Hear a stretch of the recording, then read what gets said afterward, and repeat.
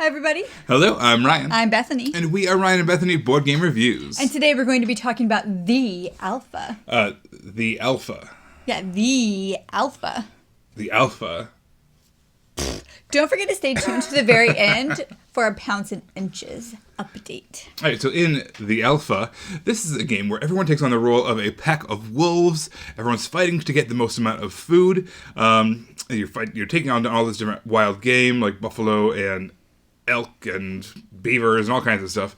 And it's got a really clever kind of a prisoner's dilemma mechanism. I'm excited to show you what that looks like. So here is the setup for the Alpha. Basically that middle board there, that's our score track. That represents the food that we have. We start with 5 food there. It's kind of our starting place because there is a way to kind of lose food at the beginning. So you start with a little bit. We are going to go around the board placing our little wolf meeples there. The single ones, those are the beta wolves. The double one there, however, is the alpha pair. That's worth 2 wolves when you place it down. We're going to take turns going around the table placing down these wolf meeples. If you go to scavenge, basically that's worth 1 guaranteed food. Now there's no risk there. There's no conflict happening. Nothing happens. You're just going to get 1 food. No risk, no reward though. Or not much anyways. Now if you are into risk versus reward, then the livestock is where you want to be. Basically, only 1 wolf can go there. Kind of in the scavenge area, there's a maximum of 1 wolf per pack, but 3 or 4 people can go there. The livestock, only 1 person can go there at all. Now we introduce the dice mechanic. Basically, the dice faces are shown up there on the tile.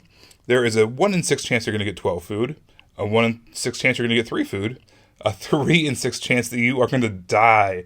The farmer comes out and shoots you. If you roll that, you have to remove that meeple from the game. However, that 12 can be really tempting. There's also an X spot, which basically means nothing happens if you roll that. Then we have small animals, medium animals, and large animals. And the small animals, basically, it's a smaller reward. So you're going to go there, you might place a meeple down there, and if you are the dominant person, meaning you have the most amount of wolves there, you get to roll the die, and whatever the result is, you get that much food. Now, anything in the deep forest, the medium and the small sized, you have to pay a food to go there. So if we were the blue guy, we could move backwards, and we could put one of our meeples on the caribou.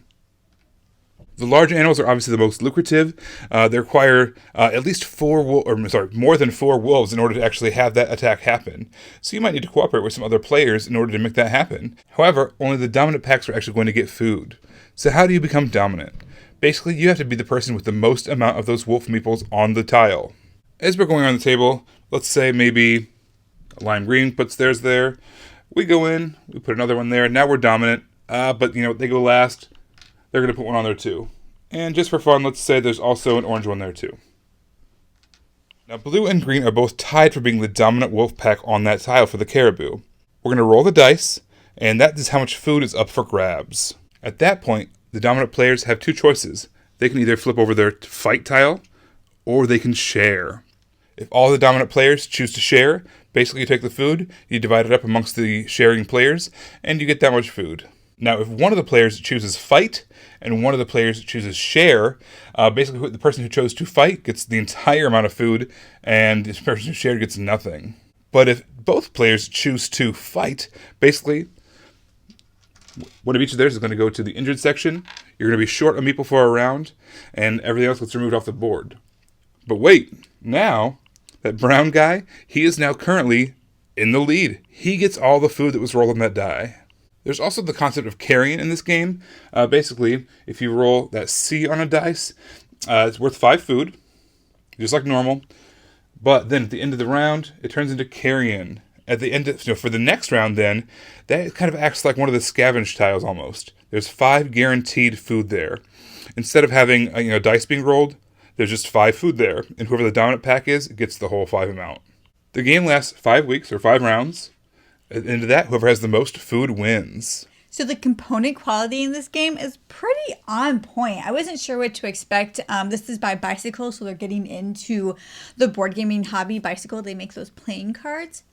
I was impressed. There's no cards in it, and it was really good. And to top it all off, I could choose to be brown. I could choose to be a brown wolf meeple, a woofle, a weeple.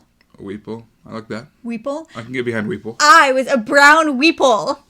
Yes. A pack of them. It was a pack of them. You never get to play brown anywhere. Yeah, I agree. Bicycle is bringing the heat with a fun game. You know what? I like the fast turns. It really comes down to placing a wolf and moving on.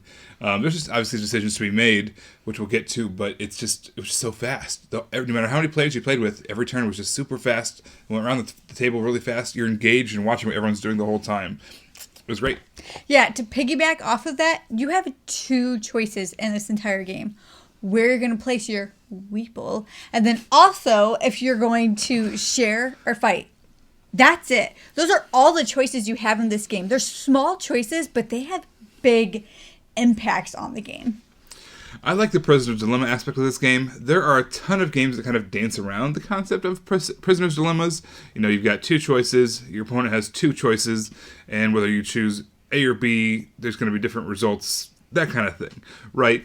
That happens in lots of games. But a true prisoner's dilemma, I don't think I've seen pulled off in a game so clearly. And it was a really fun mechanism. You're really weighing those options, and you know, I'm going to fight every time. Well, you can't do that because it's going to be bad for you. Yeah. But you can't share every time either. You have to read the room, you have to read the table, figure out what's the best situation for you and the other person. I thought that was really fun. I really enjoyed that part of the game. So the game says it plays 3 to 6 players, and I think it plays totally fine at 3. I just prefer it at a higher player count because those small decisions just have bigger impacts. And then you can also just go to a place because you know these 2 people are fighting it out, and you really hope they fight it out because then you get everything. And that happens more so with more players. All right, so that's our thoughts on the alpha. I think that if you've been thinking of Bicycle as a card company, they still are, but guess what?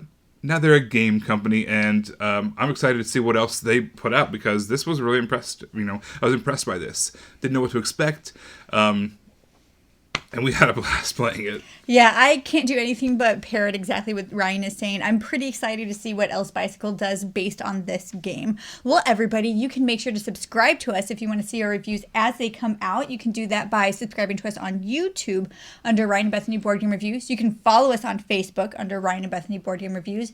You can also follow us on Instagram under Ryan Bethany, and you can chat with us on Twitter under Ryan and Bethany 1.